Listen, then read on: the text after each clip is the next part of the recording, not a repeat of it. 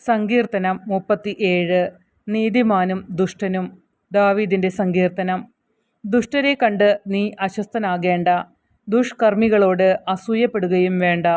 അവർ പുല്ലുപോലെ പെട്ടെന്ന് ഉണങ്ങിപ്പോകും, സസ്യം പോലെ വാടുകയും ചെയ്യും. ദൈവത്തിൽ വിശ്വാസമർപ്പിച്ച് നന്മ ചെയ്യുക, അപ്പോൾ ഭൂമിയിൽ സുരക്ഷിതനായി വസിക്കാം. കർത്താവിൽ ആനന്ദിക്കുക, അവിടുന്ന് നിന്റെ ആഗ്രഹങ്ങൾ സാധിച്ചു തരും. നിന്റെ ജീവിതം കർത്താവിനെ ഭരമേൽപ്പിക്കുക. കർത്താവിൽ വിശ്വാസമർപ്പിക്കുക, അവിടുന്ന് നോക്കിക്കൊള്ളും. അവിടുന്ന് പ്രകാശം പോലെ നിനക്ക് നീതി നടത്തിത്തരും, മധ്യാഹ്നം പോലെ നിന്റെ അവകാശവും. കർത്താവിൻ്റെ മുമ്പിൽ സ്വസ്ഥനായിരിക്കുക, ക്ഷമാപൂർവം അവിടുത്തെ കാത്തിരിക്കുക. ദുഷ്ടമാർഗം അവലംബിച്ച് അഭിവൃദ്ധിപ്പെടുന്നവനെ കണ്ട് അസ്വസ്ഥനാകേണ്ട. കോപത്തിൽ നിന്ന് അകന്നു നിൽക്കുക, ക്രോധം വെടിയുക, പരിഭ്രമിക്കാതിരിക്കുക. അത് തിന്മയിലേക്ക് മാത്രമേ നയിക്കൂ. ദുഷ്ടർ വിച്ഛേദിക്കപ്പെടും. കർത്താവിനെ കാത്തിരിക്കുന്നവർ ഭൂമി കൈവശമാക്കും. അല്പസമയം കഴിഞ്ഞാൽ ദുഷ്ടൻ ഇല്ലാതാകും. അവൻ്റെ സ്ഥലത്ത് എത്ര അന്വേഷിച്ചാലും അവനെ കാണുകയില്ല. എന്നാൽ ശാന്തശീലർ ഭൂമി കൈവശമാക്കും. ഐശ്വര്യത്തികവിൽ അവർ ആനന്ദിക്കും. ദുഷ്ടൻ നീതിമാനെതിരായി ഗൂഢാലോചന നടത്തുകയും അവൻ്റെ നേരെ പല്ലിറുമുകയും ചെയ്യുന്നു. എന്നാൽ കർത്താവ് ദുഷ്ടനെ പരിഹസിച്ച് ചിരിക്കുന്നു. അവൻ്റെ ദിവസം അടുത്തെന്ന് അവിടുന്ന് അറിയുന്നു. ദുഷ്ടർ വാളൂരുകയും വില്ലുകുലയ്ക്കുകയും ചെയ്യുന്നു, ദരിദ്രരെ നിലം പതിപ്പിക്കാനും പരമാർത്ഥ ഹൃദയരെ വധിക്കാനും തന്നെ. അവരുടെ വാൾ അവരുടെ തന്നെ ഹൃദയം ഭേദിക്കും, അവരുടെ വില്ലുകൾ ഒടിഞ്ഞുപോകും. അനേകം ദുഷ്ടരുടെ സമൃദ്ധിയേക്കാൾ നീതിമാന്റെ അല്പമാണ് മെച്ചം.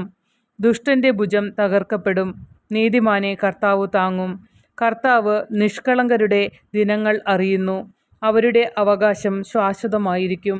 അവർ അനർത്ഥകാലത്ത് ലജ്ജിതരാവുകയില്ല, ക്ഷാമകാലത്ത് അവർക്ക് സമൃദ്ധിയുണ്ടാകും.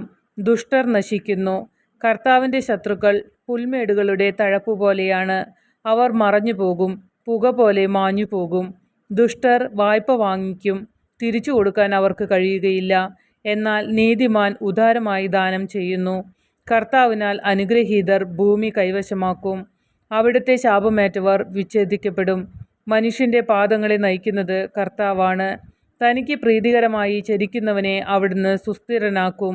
അവൻ വീണേക്കാം, എന്നാൽ അത് മാരകമായിരിക്കുകയില്ല. കർത്താവ് അവൻ്റെ കയ്യിൽ പിടിച്ചിട്ടുണ്ട്. ഞാൻ ചെറുപ്പമായിരുന്നു, ഇപ്പോൾ വൃദ്ധനായി. നീതിമാൻ പരിത്യജിക്കപ്പെടുന്നതോ അവൻ്റെ മക്കൾ ഭിക്ഷയാചിക്കുന്നതോ ഞാൻ ഇന്നോളം കണ്ടിട്ടില്ല. അവൻ എപ്പോഴും ഉദാരമായി ദാനം ചെയ്യുകയും വായ്പ കൊടുക്കുകയും ചെയ്യുന്നു. അവൻ്റെ സന്തതി അനുഗ്രഹത്തിന് കാരണമാകും.